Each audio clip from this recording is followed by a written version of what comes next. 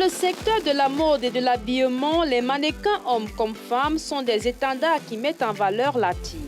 Portant des vêtements lors des défilés, des démonstrations commerciales et des séances photos pour la réalisation de campagnes publicitaires, ceux-ci sont souvent employés de manière ponctuelle afin de promouvoir des produits divers, d'attirer l'attention, de susciter l'achat ou la curiosité. Il existe ainsi différentes catégories d'agences et donc de mannequins. La vingtaine sonnée, Kobe Mira est mannequin mesurant 1,60 m. Mannequinat, ce qui m'a plu, c'est cette liberté. La liberté de s'exprimer et aussi ce cri de se découvrir. Donc, tu fais des choses que tu ne pensais pas faire. Tu découvres une autre facette de ta personne. Ce qui m'a plus plu, c'est ce jeu. En fait, le mannequin est comme un acteur. Donc, c'est ce jeu de scène qui m'a plu le plus dans le mannequinat. La quête du beau, du scintillant est ce qui l'a amené dans cet univers riche en intensité. Le déclic s'est fait aussi par la situation que j'ai traversée. Ça, ce sont des trucs un peu familiales, dont genre mon papa qui était tombé malade, ayant une tumeur cérébrale, il ne pouvait donc pas continuer. On ne pouvait pas mettre en avant nos études et en arrière la santé de notre papa. Nous tous à la maison, on a décidé d'abandonner les études pour mettre en avant toutes les petites économies pour essayer de le soigner.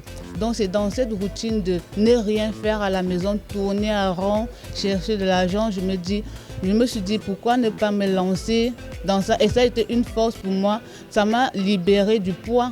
Parce que quand moi je partais aux entraînements, ça me permettait de ne pas penser à la situation familiale, ne pas penser à mon papa qui était, on peut dire, à un pas de la mort. Donc je ne pensais plus à ça. Donc ça m'a fait m'épanouir d'un côté. Cela fait exactement 4 à 5 ans que Mira est dans ce domaine. Ce n'était pas évident pour elle de s'y accommoder. Les débuts étaient vraiment difficiles dans le cadre où l'agence dont j'avais adhéré, c'est une agence mixte un peu, dont il y avait garçons-filles. Et moi, à la base, j'étais quelqu'un de timide parce que maintenant, c'est plus le cas. Donc, j'étais quelqu'un de timide à la base, je ne fréquentais pas trop les gens. Donc, quand j'arrivais où il y avait la foule, je me renfermais sur moi-même et tout. Donc, c'était vraiment difficile parce que le mannequinat, c'est un métier dont il faut être assez ouvert d'esprit. Moi, vu d'abord que être relax parmi les filles, c'était pas facile. Encore plus vers la gente masculine, c'était encore plus difficile.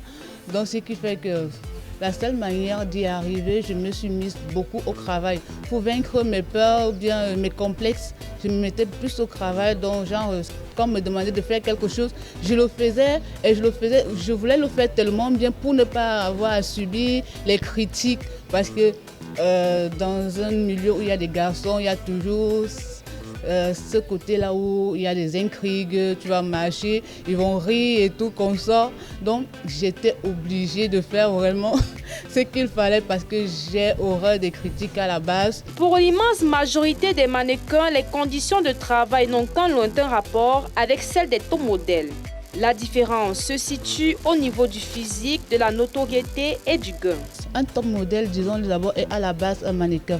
Maintenant, c'est un mannequin qui a atteint une certaine notoriété, qui va surpasser le mannequinat, qui va surpasser le stade du mannequinat, le stade de la mode en général. C'est là donc tu as une notoriété qui dépasse le stade de la mode et le stade du mannequinat. C'est là où on va utiliser le terme top modèle. Et ce terme-là vient aussi dans le cas des rémunérations. Donc, un mannequin et un top modèle qui font un même job à une même heure ne seront pas payés forcément de la même manière. Les critères pour être considéré comme un mannequin n'échappent pas à cette dernière. Il faut savoir que le mannequin en général il n'y a pas de proportions standards. Il n'y a pas de proportions standards dans le mannequinat en fait. Donc, dans chaque branche, on peut dire le mannequinat en général, on y trouve un peu de tout. Donc, genre des grandes, des fines, des moins fines, des rondes, des petites de taille, on y trouve un peu le tout. Maintenant, ça dépend de où est-ce que tu vas te caser. Le corps étant l'outil du travail du mannequin, En prendre soin est primordial. Mes parents sont commerçants, donc ils font dans les fruits. Ce qui fait que j'ai grandi dans ça, consommant beaucoup de fruits. À la maison, on mange tellement les légumes. Je suis du Sancre, donc vous pouvez déjà imaginer les feuilles de manioc et ça ne manque jamais à la maison. Donc ce qui fait que moi, m'alimenter sainement n'a pas été un très grand problème pour moi parce que si ce sont des fruits, on en a toujours à la maison. Si ce sont des légumes, on en a. Tu peux vivre sainement en mangeant ce qui te plaît. Pour l'exercice du métier, il n'existe aucune formation officielle ni aucun diplôme. Les agences proposent un apprentissage relatif au mannequinat sur les techniques de posture ainsi que savoir se mettre en valeur. Ma formation, j'ai fait une formation en 2 étapes parce que j'ai fait ma première formation dont je n'ai pas fini pour des conditions qui ne m'ont pas paru favorables pour moi et pour ma carrière, aussi pour mon éthique personnelle. C'est pour ça que j'ai dû changer d'agent et je suis allée dans une autre agence dont j'ai suivi une formation de 1 an et demi. Au sorti, en fait, là-bas, il y en a tout. On vous apprend d'abord à marcher, comment se présenter, comment s'asseoir, comment se tenir. On vous apprend un peu de tout. Il y a une manière de marcher, il y a une manière de poser. Qu'est-ce que tu veux que les gens voient quand tu poses? Le geste que tu fais, qu'est-ce que tu veux que les gens voient? Donc, on apprend dans la bonne séance, le bon comportement et en fait, la classe en fait. C'est théorique et pratique en même temps parce qu'un mannequin doit savoir parfois même se make-upper seul. Parce qu'il y a parfois des castings où on va, ou bien des défilés où il y aura peut-être 20, parfois même 30 mannequins et on peut arriver à des situations, nous sommes quand même en Afrique, que les maquillés ne sont pas en grand nombre. Les accessoires, elle en a besoin pour faire bonne figure et être présentable. Traces, paillettes, faisant rêver, il faut savoir que cela ne suffit pas. Un mannequin, c'est sa talon. Un mannequin, ça doit bien chausser parce que ce sont ses pieds. Donc le mannequin, ça doit bien chausser. Tu dois avoir un talon d'au moins 15 cm. Il y en a surtout des trucs pour les trainings. Un mannequin doit avoir parfois son petit matelot jean, des petits t-shirts, toujours près du corps parce qu'on dit le près du corps n'est pas pour montrer gros, c'est juste pour voir ta morphologie. Est-ce que tu as pris le ventre? Est-ce que tu as des cuisses en croc? Voilà, c'est juste pour voir est-ce que tu gardes vraiment ta silhouette comme elle devrait être. Sur 12 mois, l'on note une forte demande de mannequins pendant une période, mais tout dépend des designers, stylistes, modélistes qui forgent un calendrier bien précis. Les mannequins du Cameroun en général ont une ligne de conversation. Ce qui fait que chaque mannequin, si vous êtes mannequin, vous êtes censé connaître chaque casting, qu'importe le territoire où cela aura lieu au Cameroun, si c'est à l'ouest, à l'est, il y en aura toujours, tu auras toujours des informations dessus.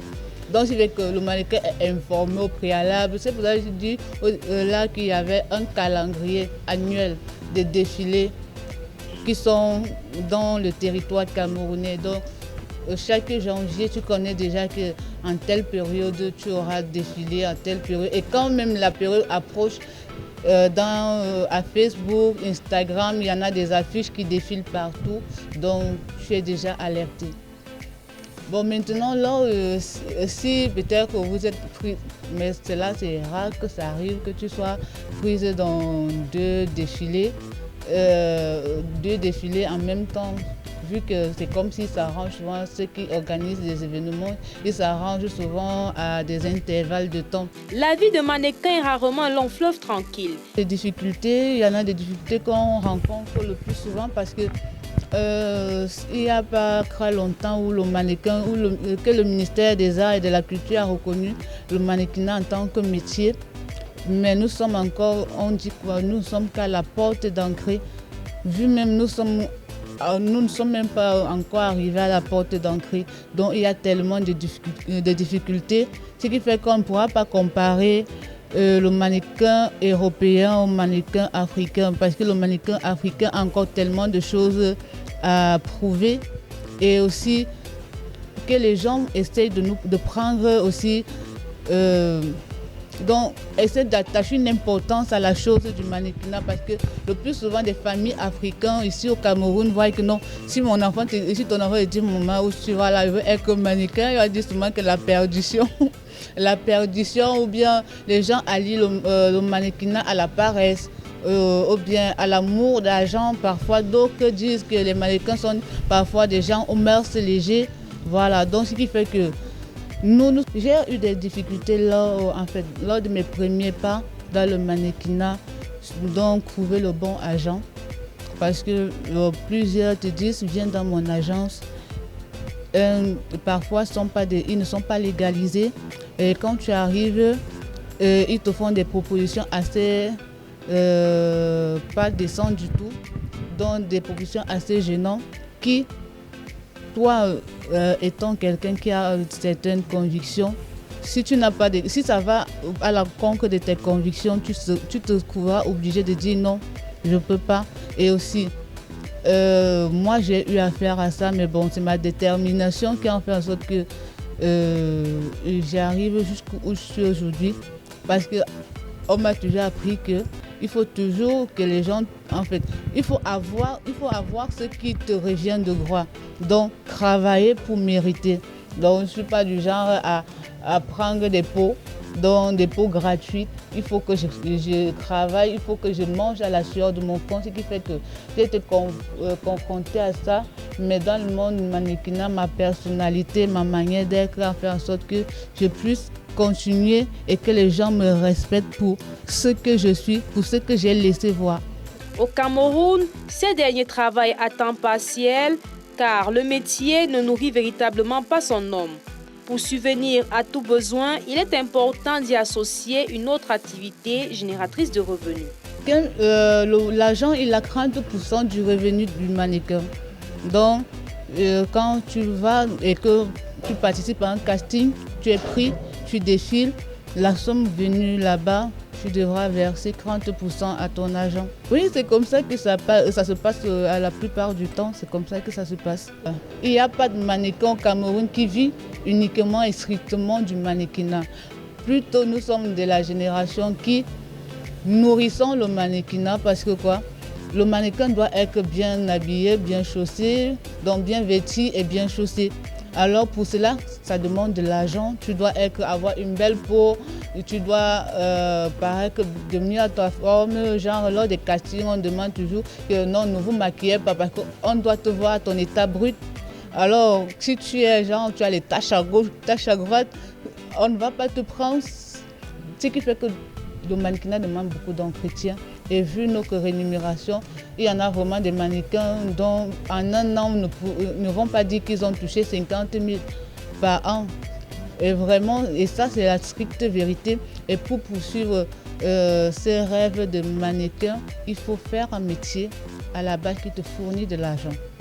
Ma formation en esthétique, aussi ma vente, je touche pas à tout.